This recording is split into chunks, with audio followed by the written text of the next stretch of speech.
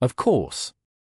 Here is the paraphrased script, maintaining the same detailed, narrative style while slightly altering the word order and structure of the sentences. Asterisk asterisk asterisk. In Tennessee, she became her uncle's and cousin's wife, the niece most marked by consanguinity in the state's history. Nestled deep within the Appalachian Mountains of eastern Tennessee, between rugged peaks and dense forests, lay a valley that time seemed to forget. The isolated community of Hollow Creek remained virtually unchanged for generations, far from the modernizing influences sweeping across America in the early 20th century. This is the story of Martha Blackwood, born in 1923, whose life would become perhaps the state's most tragic example of familial intermarriage, leaving physical and emotional scars that would haunt 3 generations. Establishing themselves as self-sufficient farmers in the remote valley, the Blackwood family had settled in Hollow Creek back in the 1840s. By the 1920s, when our story begins, the original Blackwood homestead had expanded into a cluster of small cabins housing various branches of the family, all descended from those original settlers. Geographic isolation, economic necessity, and a deep-rooted distrust of outsiders had gradually pushed the Blackwoods toward increasing intermarriage within their own extended family. Documenting the Blackwood case in his private journals from 1947 to 1962 was Dr. Harold Jenkins, who practiced medicine in the nearest town of Pineville. A rare window into a hidden world that most Americans preferred not to acknowledge, these journals were discovered in 2003 during a renovation of the old Pineville Medical Clinic. I first encountered the Blackwood family when Elijah Blackwood brought his wife to my clinic with complications from her 4th pregnancy, Dr. Jenkins wrote in his first entry about the family. Upon taking their history, I was disturbed to learn they were first cousins. What I did not realize at that time was that this represented merely the surface of a far more complex family structure that had developed over decades of isolation. Designed for seclusion, the valley itself was surrounded by steep mountains with only a narrow, treacherous path connecting it to the nearest town. Minimal contact with the outside world was experienced by Hollow Creek. During winter months, access would be completely cut off by heavy snows, sometimes for weeks at a time. The community developed its own social norms, gradually drifting away from mainstream society's prohibitions against intermarriage between relatives. The isolation was further tightened by economic hardship during the Great Depression. While many rural communities saw young men leave to find work elsewhere, the Blackwoods turned inward, relying on family bonds and intermarriage to preserve their land holdings and ensure survival. Martha was born to siblings Sarah and Thomas Blackwood. Complications during childbirth had been experienced by Sarah, and Dr. Jenkins' records indicate Martha was born with a cleft palate and slight deformities of her hands, early signs of the genetic consequences that would mark her life. Described by those who knew her as a child with a sweet disposition and remarkable resilience, Martha faced these challenges. The family kept to themselves, growing their own food, making their own clothes, and developing their own traditions. Rarely did they venture into Pineville, sending only one representative, usually the family patriarch, to purchase essential supplies a few times a year. This isolation was not merely physical, but ideological. The Blackwoods developed their own interpretations of religion and morality that increasingly diverged from mainstream society. Dr. Jenkins noted, the Blackwoods have constructed an entire worldview that justifies their practices. They refer to themselves as of pure blood and believe that keeping marriages within the family preserves what they call their especial blessing. They view outsiders with suspicion, believing them to be morally corrupt and spiritually deficient. An environment of isolation and alternate morality defined Martha's early childhood. By age 6, she displayed developmental delays, struggling with speech and fine motor skills. When Martha was 8, her mother Sarah died, leaving her in the care of her father Thomas and the extended Blackwood clan. During this period, Josiah Blackwood, Thomas's brother, emerged as the family patriarch. Older than Thomas by 12 years, Josiah exerted significant influence over family decisions. He had 3 sons from his marriage to his own cousin, with his eldest son Ezekiel being 10 years older than Martha. Rural Tennessee was hit particularly hard by the economic devastation of the 1930s. While government programs attempted to alleviate rural poverty, the Blackwoods' extreme isolation meant they received little assistance. They survived through subsistence farming and occasionally selling handcrafted items when they made their rare trips into town. Dr. Jenkins' records indicate that Martha's fate was effectively sealed during these years. As she approached adolescence, discussions within the family determined that she would become Josiah's second wife following the death of his first wife from tuberculosis in 1938. Just 15 years old was Martha when this arrangement was formalized in a family ceremony that bore no legal recognition outside Hollow Creek. Increasingly evident in the younger Blackwoods were the consequences of generations of intermarriage. Martha's cousins and half-siblings displayed various developmental issues, from learning difficulties to more severe physical manifestations. Yet without outside intervention, these patterns continued, reinforced by isolation and family tradition. Check if you're already subscribed to this channel. Hidden historical truths that shaped communities across America are the stories we share, stories deliberately erased from mainstream history books, but that explain so much about our present. By 1940, at age 17, Martha had become fully integrated into her role as Josiah's wife. Appearing significantly older than her years, Martha was described by neighbors in Pineville who occasionally encountered the Blackwoods. Her body already bore the marks of hard physical labor and genetic challenges. From this period, Dr. Jenkins' notes indicate that Martha had developed a pronounced curvature of the spine and walked with a noticeable limp. Only the beginning of the young woman's tragic circumstances was the arrangement between Martha and her uncle Josiah. Then in his mid-40s, Josiah maintained tight control over the family's affairs, determining work assignments, resource distribution, and family relationships. Under his direction, the Blackwood property remained essentially a closed system with minimal interaction with the outside world. Changes were brought to rural Tennessee by World War II, but the effects barely reached Hollow Creek. While many communities saw young men drafted into military service, the Blackwoods managed to avoid conscription through a combination of medical exemptions and their extreme isolation, which sometimes meant official notices never reached them. The genetic consequences of intermarriage provided legitimate grounds for exclusion. In 1941, Martha's first pregnancy occurred, resulting in a stillbirth that Dr. Jenkins was called to attend. Both clinical observation and personal distress are revealed in his journal entry from this period. The infant displayed severe developmental abnormalities incompatible with life.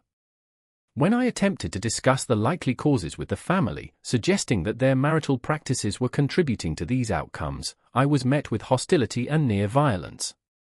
Josiah informed me that I would no longer be welcome at their homestead, and that they would manage future births themselves. Despite this declaration, circumstances would eventually force the Blackwoods to seek medical assistance again. 2 more pregnancies were experienced by Martha between 1942 and 1944, both resulting in infants with significant abnormalities who did not survive beyond a few months. These losses further isolated Martha within the family structure as her perceived failure to produce healthy offspring diminished her status. It was during this period that the second phase of Martha's tragic story began to unfold.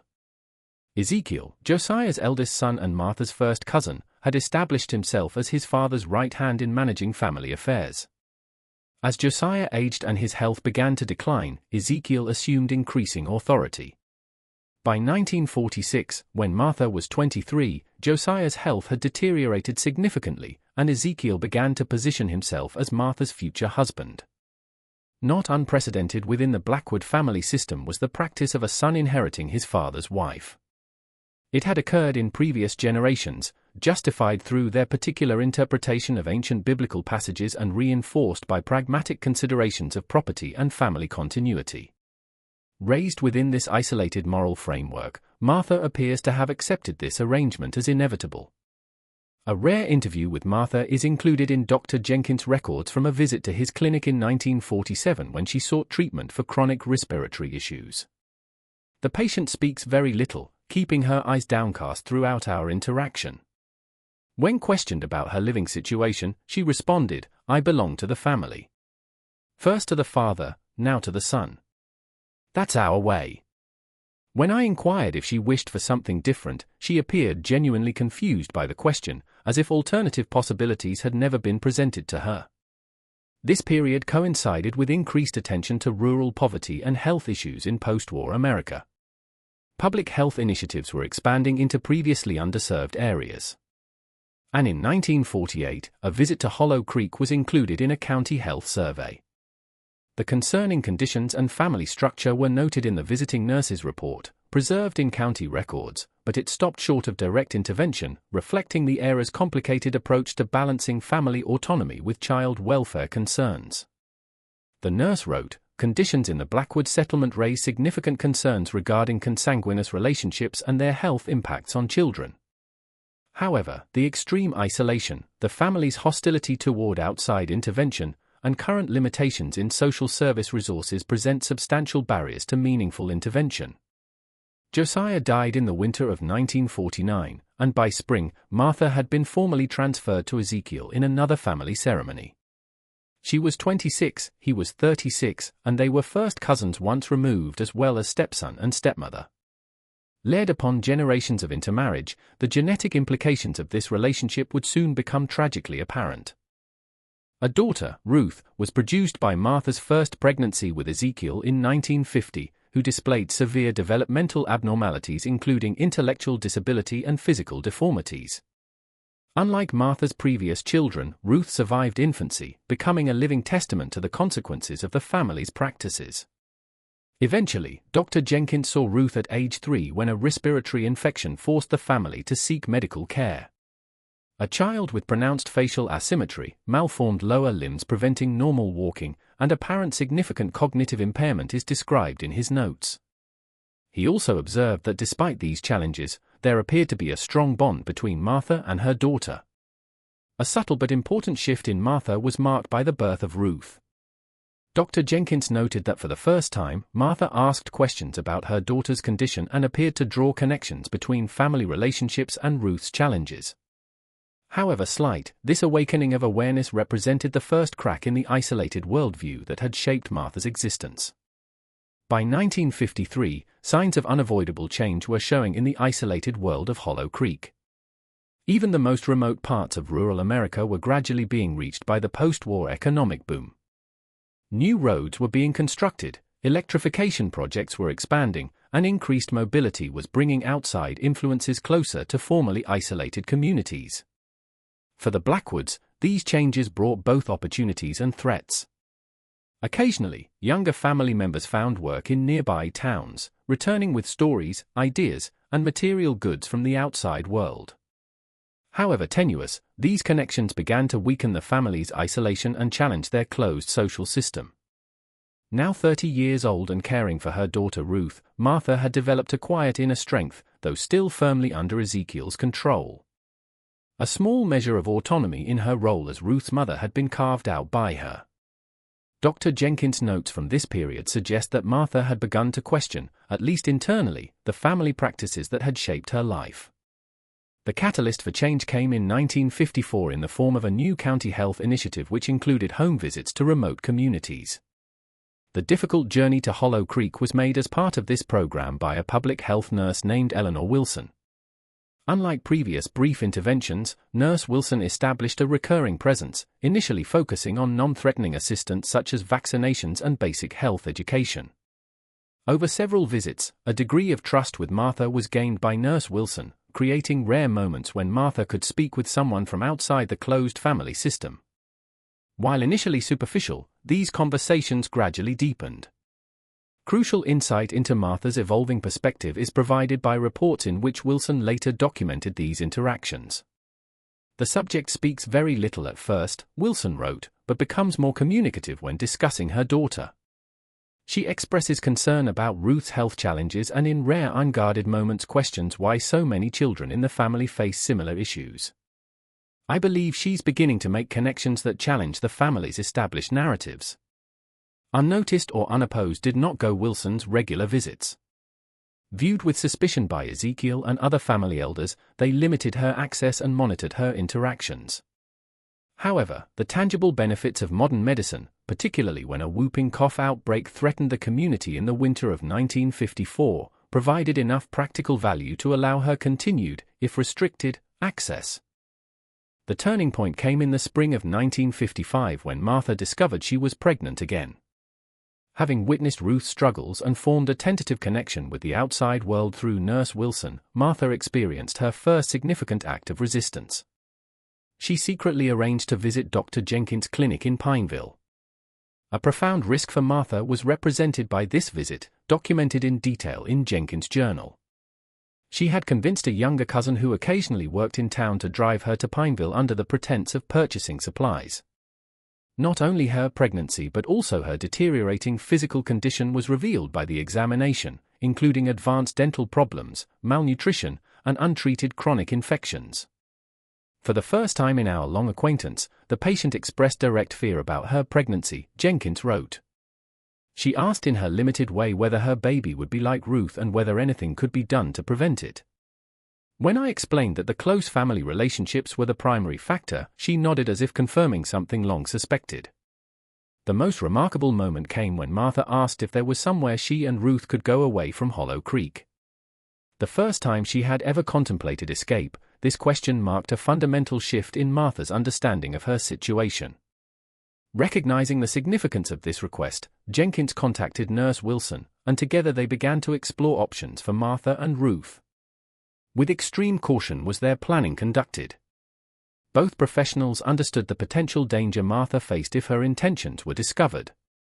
A Presbyterian mission home in Knoxville that might provide temporary shelter was identified by them, and Jenkins began arranging potential medical care for both Martha and Ruth.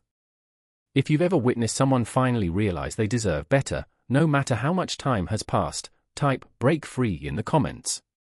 Your words strengthen those still finding their courage today. However, their careful planning collapsed when Martha returned to Hollow Creek. Whether through carelessness or betrayal, Ezekiel learned of her clinic visit and the conversations that had taken place. Swift and severe was his reaction. Martha was physically punished, confined to her cabin, and cut off from any potential outside contact. Attempting a scheduled visit, Nurse Wilson was met with armed resistance and explicit threats.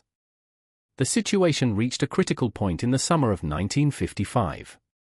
Martha, now showing visible signs of pregnancy and still bearing marks of physical mistreatment, managed to send a message to Nurse Wilson through the young cousin who had driven her to Pineville. Just 4 words were contained in the note, preserved in Wilson's records: "Please help. Very afraid." A difficult decision was faced by Wilson and Jenkins. They had no legal authority to intervene directly in what was, by the standards of 1950s rural America, largely considered a private family matter. However, they also recognized the very real danger Martha faced. After a consultation with the county sheriff, they arranged for a welfare check, using concerns about Ruth's condition as the official justification. The confrontation that followed would fundamentally alter the Blackwood family forever. When officials arrived at Hollow Creek, they found the community in disarray. Martha had been moved to a remote hunting cabin deeper in the mountains, while family members presented a united front of denial and resistance. What might have ended as yet another failed intervention took a dramatic turn when the young cousin who had served as Martha's messenger came forward, providing specific information about Martha and Ruth's location. The rescue operation that followed revealed conditions that shocked even experienced rural healthcare workers. Martha, by then severely weakened by mistreatment and pregnancy complications, and Ruth, showing signs of neglect, were found in a primitive cabin with minimal provisions. The legal justification for removal, child endangerment concerns for Ruth, allowed authorities to extract both mother and daughter from Hollow Creek. More than physical distance for Martha and Ruth was represented by the journey from Hollow Creek to Knoxville in the late summer of 1955. It marked their first true exposure to the wider world after lifetimes of isolation. Accompanying them, Nurse Wilson documented Martha's reactions to everyday sights that most Americans took for granted: traffic lights, supermarkets, restaurants, and people from diverse backgrounds. She holds Ruth close, as if afraid the child might disappear in this overwhelming new environment, Wilson wrote. Yet, despite her evident anxiety, there's a quality in her expression that suggests wonder rather than fear. When we stopped at a diner for lunch, her first restaurant meal, she studied other families intently, watching how mothers and children, husbands and wives interacted in the outside world. Basic but comfortable accommodation, medical care, and, critically, a safe environment free from the threat of the Blackwood family were provided by the Presbyterian mission home that received them. Specialists from the University of Tennessee Medical Center were arranged for by Dr. Jenkins to examine both Martha and Ruth, resulting in the most comprehensive assessment of their conditions to date. Clinical documentation of the consequences of multigenerational consanguinity is provided by the medical reports from this period. Noted in Martha's case file were skeletal abnormalities, significant dental issues, reduced lung capacity, and symptoms suggesting possible recessive genetic disorders. More pronounced manifestations were revealed by Ruth's examination, including developmental delays, cardiac abnormalities, and orthopedic issues requiring surgical intervention. Beyond the physical examinations, these initial weeks also brought Martha her first opportunities for psychological assessment and support. Regular sessions with Martha were conducted by Catherine Monroe, a social worker assigned to their case, gradually piecing together a more complete picture of life in Hollow Creek and the complex web of relationships that had defined Martha's existence. The subject's understanding of family structures and social norms has been entirely shaped by the isolated community in which she was raised, Monroe wrote in her initial assessment. She expresses confusion when presented with information about typical family formations and marriage patterns, often asking, but who else would they marry if not family? This indicates the profound depth of the alternative reality constructed within the isolated community. Progressing with complications, Martha's pregnancy required hospitalization in September 1955. Difficult was the birth of her son, whom she named David after a Bible story read to her by one of the mission home staff.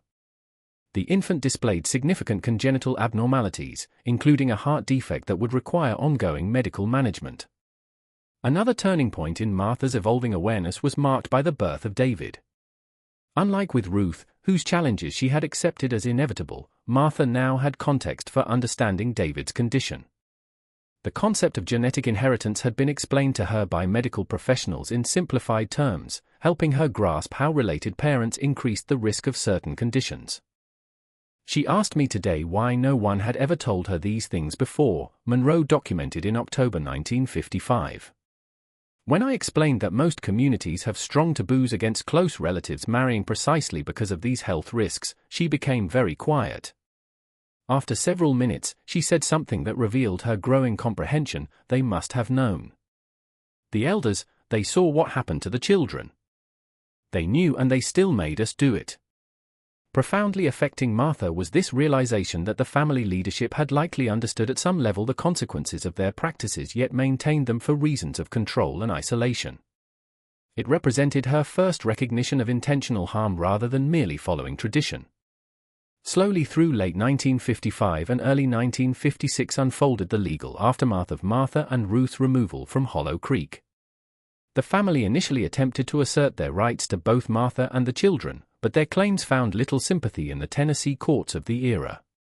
While the legal system of the 1950s had significant limitations in addressing domestic issues, the extreme nature of the Blackwood case, combined with growing public health concerns about isolated communities with high rates of consanguinity, worked in favor of keeping Martha and her children separated from the family. Public attention was also brought to the Blackwood case by the court proceedings. While officials made efforts to protect Martha and the children's identities, the unusual circumstances attracted coverage in regional newspapers. Unwelcome scrutiny to Hollow Creek was brought by headlines such as "Mountain Families' Hidden Practices Exposed" and health officials concerned about isolated communities. Significant consequences resulted from this publicity. By the spring of 1956, a more comprehensive intervention at Hollow Creek had been organized by state health and welfare officials, focusing particularly on the younger generation of Blackwoods.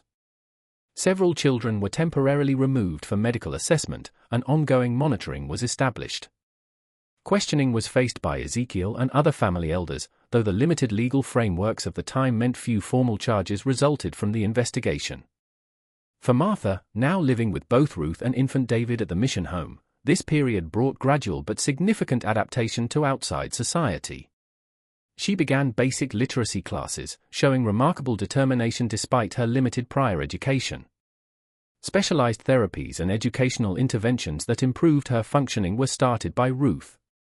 Despite his medical challenges, David received comprehensive care that gave him better prospects than would have been possible in Hollow Creek.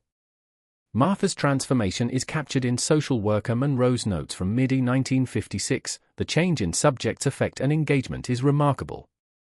She now makes eye contact during conversations, asks questions about the world, and has begun making independent decisions regarding her children's care. While still limited by her background and educational deficits, she displays a genuine desire to learn and adapt to mainstream society. Perhaps the most poignant development came when Martha, after nearly a year away from Hollow Creek, was asked whether she wished to have any contact with her former community.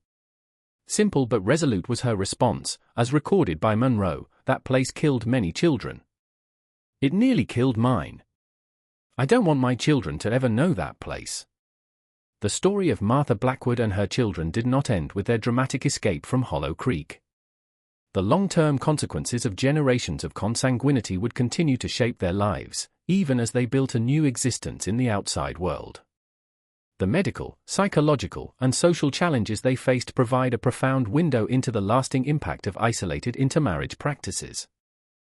By 1957, a transition from the mission home to subsidized housing in Knoxville had been made by Martha and her children through a combination of public assistance programs, support from charitable organizations, and Martha's own growing capacity for independent living.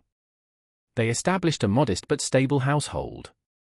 Work as a laundry assistant at a local hospital was found by Martha, a position arranged through social service connections that accommodated her limited education and physical limitations.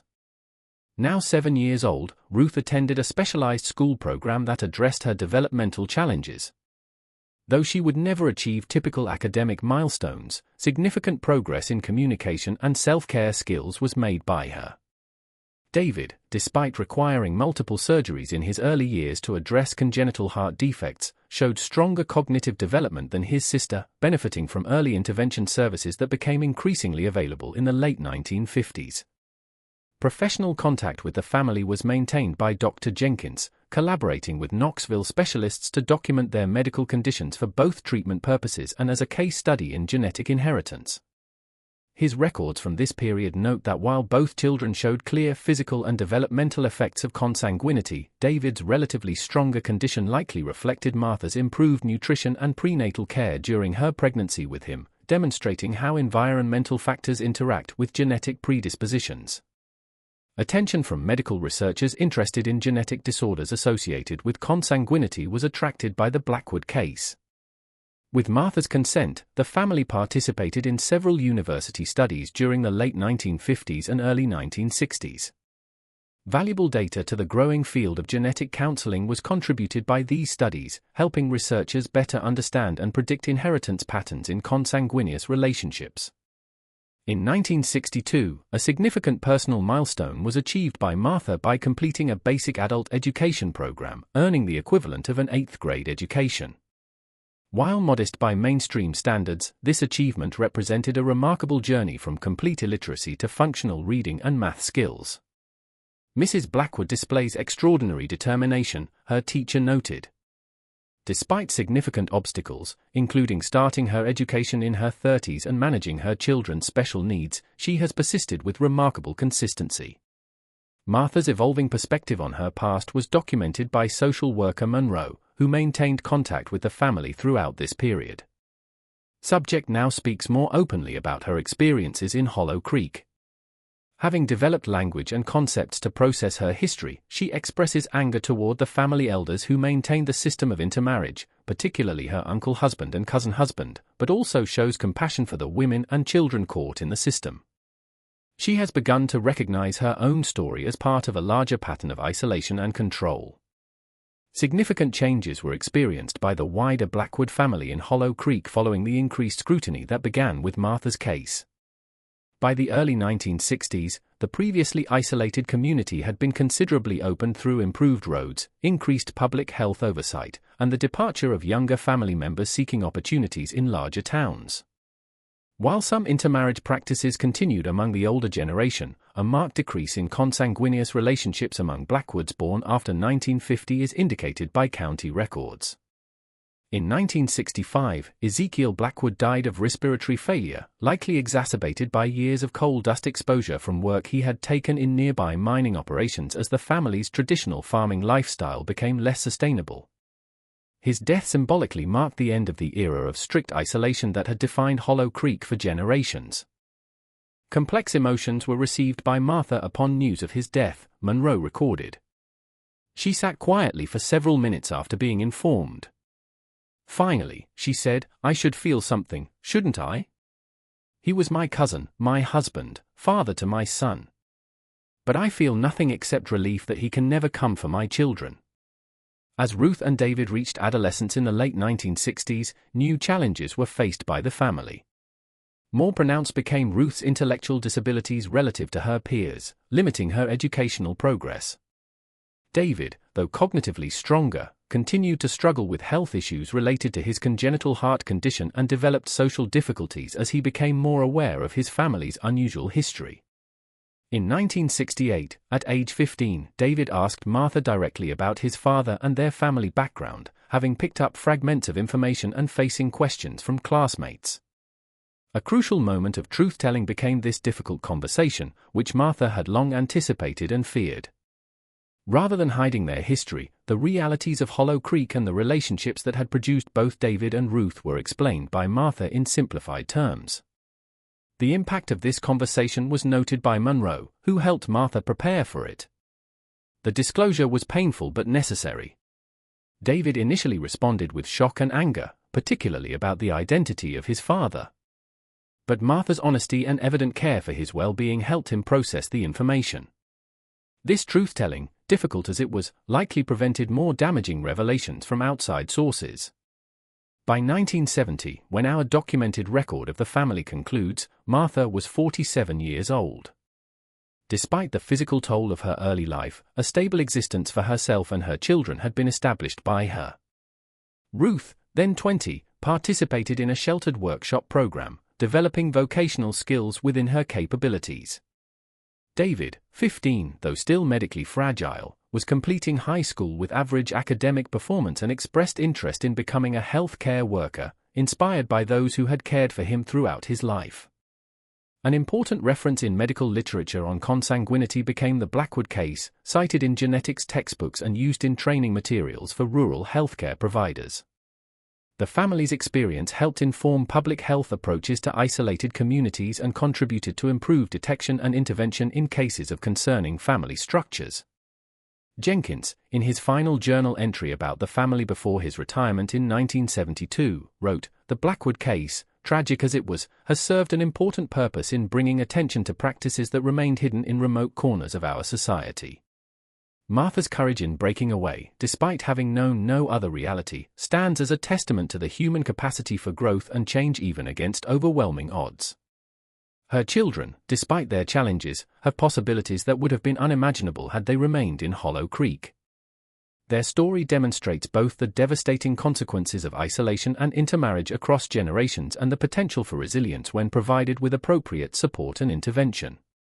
The case of Martha Blackwood and her children reminds us that hidden within America's remote regions, isolated practices continued long after they had been abandoned by mainstream society.